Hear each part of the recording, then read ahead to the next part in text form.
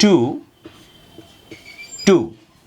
ভালো করে লক্ষ্য করো, প্রথমে টু এখানে কিন্তু ডাবল ও ব্যবহার হয়েছে এবং তার পরের যে টু সেটা কিন্তু সিঙ্গেল ও ব্যবহার হয়েছে। সে এত বেশি দুর্বল যে হাঁটতে পারে না। এটাকে ইংরেজিতে কিভাবে বলবো? এটাকে ইংরেজিতে বলবো he is too weak to walk.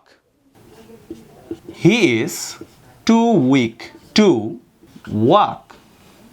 তাহলে দেখলে যে কিভাবে টু টু কে ব্যবহার করে আমরা এই বাক্যটা লিখলাম। প্রথমে টুটা কিন্তু ডাবল ও এবং পরের টুটা সিঙ্গেল ও। সে এতটা নির্বোধ যে এটা বুঝতে পারে না। এটাকে ইংরেজিতে বলবো he is too innocent to understand this.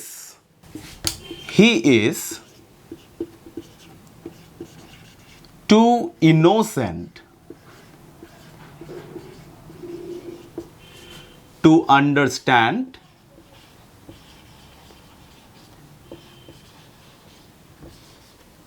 this. So দেখো প্রথমের টুটা এখানে ডাবল ও ব্যবহার হয়েছে এবং পরের টুটা এখানে সিঙ্গেল ও ব্যবহার হয়েছে। এই বাক্যগুলোকে কিন্তু আমরা অন্যভাবেও লিখতে পারি। প্রথমটা কিভাবে লিখবো অন্যভাবে? হি is so weak that he can not walk. He is so weak that he cannot walk.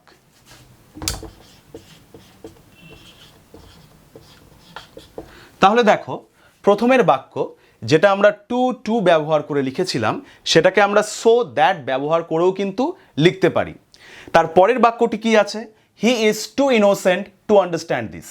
এটাকে আমরা সো দ্যাট ব্যবহার করে কিভাবে লিখতে পারি? He is so innocent that he can not understand this.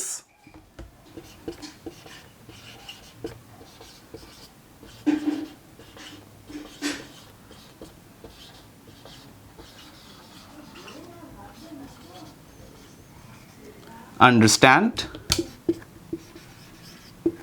This. তাহলে দেখলাম যে টু টু ব্যবহার করে আমরা যে কথাগুলো বলতে পারি সেটা আমরা সো এবং দ্যাট ব্যবহার করেও কিন্তু বলতে পারি।